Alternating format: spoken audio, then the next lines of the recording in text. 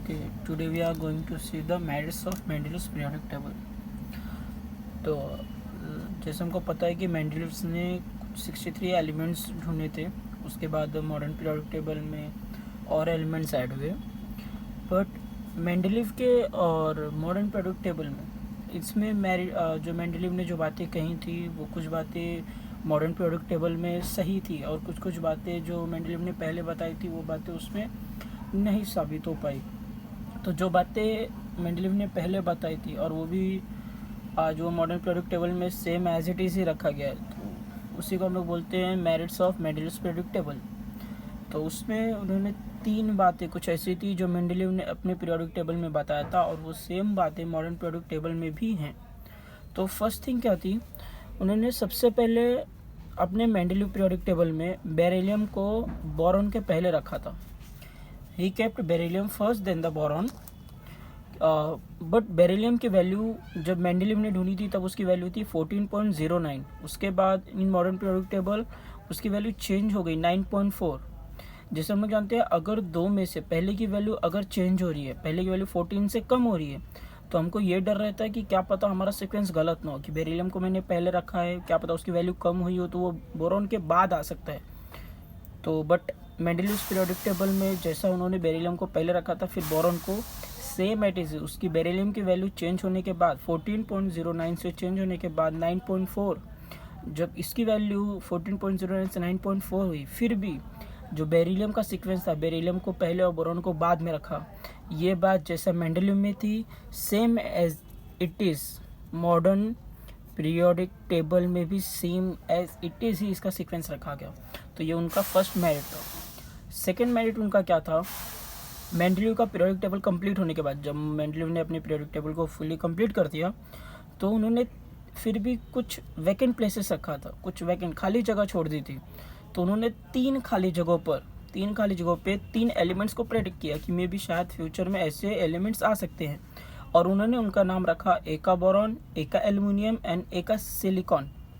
ये उनके नाम रखे उन 3 वैकेंट प्लेसेस पे। उन्होंने एक का बोरॉन, एक का एल्युमिनियम और एक का सिलिकॉन, ये 3 एलिमेंट उन्होंने रख दिया और प्रेडिक्ट किया कि मे बी फ्यूचर में ऐसे ही कुछ एलिमेंट आएंगे जिनके नाम शायद ये रहें या इनकी प्रॉपर्टी ये रहे।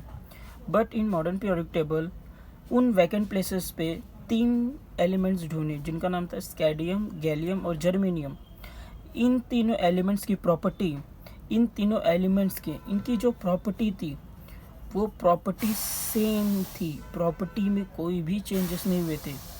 मतलब जो मेंडलीव ने 3 एलिमेंट्स प्रेडिक्ट किए थे वो एलिमेंट सेम एलिमेंट ही मॉडर्न पीरियोडिक टेबल में भी रखे गए। ये बात भी उनकी सही साबित हुई, जो कि उसका नाम भले एक का बोरॉन का नाम स्कैडियम रख दिया, एक का एल्युमिनियम का नाम गैलियम, एक का सिलिकॉन का नाम जर्मेनियम। मॉडर्न पीरियोडिक टेबल में हम इनका नाम इन नामों से देखते हैं, स्कैडियम, गैलियम और जर्मेनियम। उसके बाद थर्ड प्रॉपर्टी आती है नोबल गैसेस की। जब मेंडलीव का पीरियोडिक टेबल कंप्लीट हो गया था तो उसके बाद भी सब नोबल गैसेस मिले थे हमें। जैसे मॉडर्न पीरियोडिक टेबल में हमने नोबल गैसेस के बारे में सुना है जिसका लास्ट ऑक्टेव कंप्लीट होता है।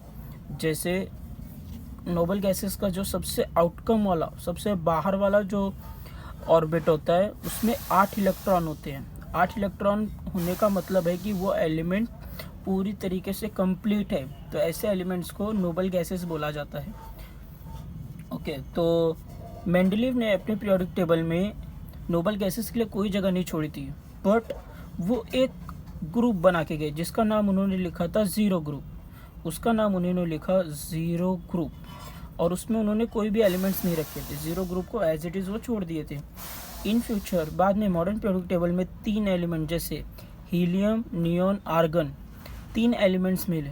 ये तीनों नोबल गैसेस है। ये तीनों जो एलिमेंट्स है वो नोबल गैसेस हैं। इनके बाहर के जितने भी ऑक्टेव होते हैं वो फुल्ली कंप्लीट होते हैं। तो इन्हें जो नोबल गैसेस हीलियम, नियॉन और आर्गन मिले थे मॉडर्न पीरियोडिक टेबल में, उन्होंने इसको ज़ीरो ग्रुप में रखा। जो कि मेंडलीव ने नोबल गैसेस के लिए जगह तो नहीं छोड़ी थी, उन्होंने ज़ीरो ग्रुप बना के छोड़ दिया था। बट फिर जब हीलियम, नियॉन और आर्गन मिले, इन सभी नोबल गैसेस को ज़ीरो ग्रुप में रखा गया। मतलब मेंडलीव ने गलती से ही सही, बट उन्होंने एक ज़ीरो ग्रुप क्रिएट करके छोड़ दिया था जिसमें नोबल गैसेस पूरी तरह से फिटेड हुए। तो ये उनकी 3 मेरिट्स थे, तो उसको हम लोग कैसे बोलेंगे एक बार। He kept beryllium first then the boron. He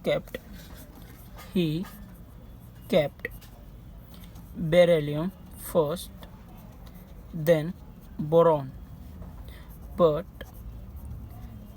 the value of beryllium changes from 14.09 to 9.4, but the sequence of elements are right। ये सीक्वेंस उनका मेंडेलीव का ये सीक्वेंस मॉडर्न पीरियोडिक टेबल में भी जाना जाता है। सेम वैसी ही सीक्वेंस में मॉडर्न पीरियोडिक टेबल में है। So he kept first beryllium, he kept first beryllium first then boron। Okay, he kept beryllium first then boron, but the value of beryllium changes from 14.0 to 9.4, but the sequence of the elements are right in modern periodic table। ये इनका first merit था। Second merit था कि Mendeleev का periodic table complete होने के बाद वो 3 वैकेंट जगह पे इन तीनों एलिमेंट्स को रखे। बाद में यही 3 एलिमेंट मॉडर्न पीरियोडिक टेबल में स्कैडियम, गैलियम और जर्मेनियम के नाम से जाना जाता है, और इन सब की प्रॉपर्टी सेम थी, मतलब यही एलिमेंट थे, बस उनके नाम चेंज हुए से। तो इसको हम लोग कैसे बोलेंगे। After completing Mendeleev periodic table,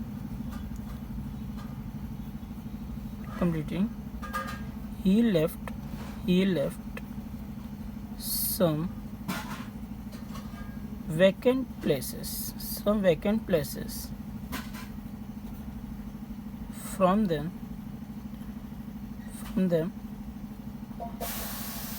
he put 3 elements as एक का बोरॉन, एक का एल्युमिनियम, एक का silicon but in modern periodic table their name changes as scandium, gallium and germanium, but their property भी सेम। सो ये उनका सेकेंड मेरिट था। और थर्ड मेरिट था after completing Mendeleev's periodic table he did not put any place for noble gas. उन्होंने noble gas के लिए कोई भी जगह नहीं छोड़ी थी, but in Mendeleev's periodic table के मेंडेलीव मॉडर्न भी तो सेम लग रहा है, बट ओके, ये Mendeleev periodic table, but in Mendeleev periodic table he left a zero group in which noble gases were fitted। तो ये उनका थर्ड मेरिट था। तो यही 3 मेरिट्स की वजह से मेंडेलीव ने अपना एक अलग ही नाम बनाया, जिसे बोला जाता है merits of Mendeleev periodic table.